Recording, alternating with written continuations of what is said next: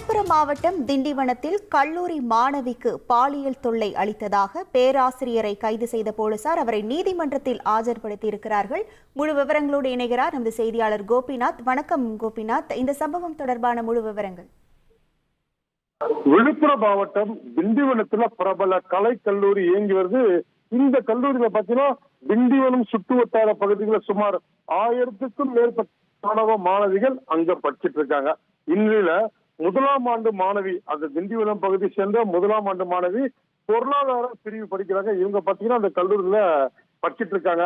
அதே கல்லூரியில இந்த மாணவிக்கு வகுப்பெடுக்கும் பொருளாதார பேராசிரியர் குமார் என்பவர் கடந்த செப்டம்பர் மாதம் முதல் இந்த 17 வயதான மாணவிக்கு தொடர்ந்து தொலைபேசி மூலம் பாலியல் தொந்தரவு கொடுத்ததாக கூறப்படுகிறது.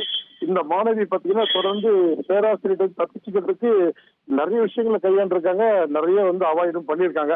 கடந்த 5ஆம் தேதி பேராசிரியர் என்ன பண்றாங்கன்னா 17 வயது மாணவிக்கு தொலைபேசி மூலம் பேசிக்கிட்டே இருக்காரு. பேசும்போது திடீர்னு நடுவில் என்ன சொல்றாருன்னா, ஆமா நம்மளுடைய பேரும் பாண்டிச்சேரி போயிட்டு வரலாம், அந்த மாதிரி பேசுனதா மாணவி ஒரு புகார் தெரிவிச்சிருக்காங்க. இதுல இந்த மாணவி அதிர்ச்சி அடைறாங்க. மீண்டும் அந்த இரவு வீடியோ கால்லையும் அந்த மாணவிக்கு அந்த பேராசிரியர் குமார் லைன்ல வந்திருக்காரு. பொண்ணு கட் பண்ணிட்டு உடனடியாக பெற்றோருக்கு தகவல் தெரிவிக்கிறாங்க. இந்த சம்பவம் கடந்த 5ஆம் தேதி நடக்குது. உடனடியாக கல்லூரி நிர்வாகிகள் தகவல் தெரிவிச்சுட்டு திண்டிவனம் அனைத்து மகளிர் காவல் நிலையத்துல 17 வயது மாணவியின் பெற்றோர்கள் புகார் கொடுக்குறாங்க. மாணவி அந்த புகாரை கொடுக்குறாங்க.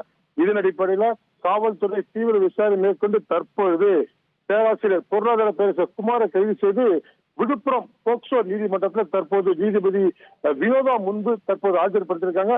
நீதிபதி இன்னும் சற்று நேரத்தில் விசாரணையை தொடங்க போறாங்க. விசாரணை முடிவில் சிறையில் அடைக்கிறதுக்கான அதிக வாய்ப்புகள் இருக்கு. இந்த சம்பவம் விழுப்புரம் மாவட்டத்தில் பெரிய பரபரப்பை ஏற்படுத்துன்னு சொல்லலாம். உங்கள் விவரங்களுக்கு நன்றி கோபிநாத்.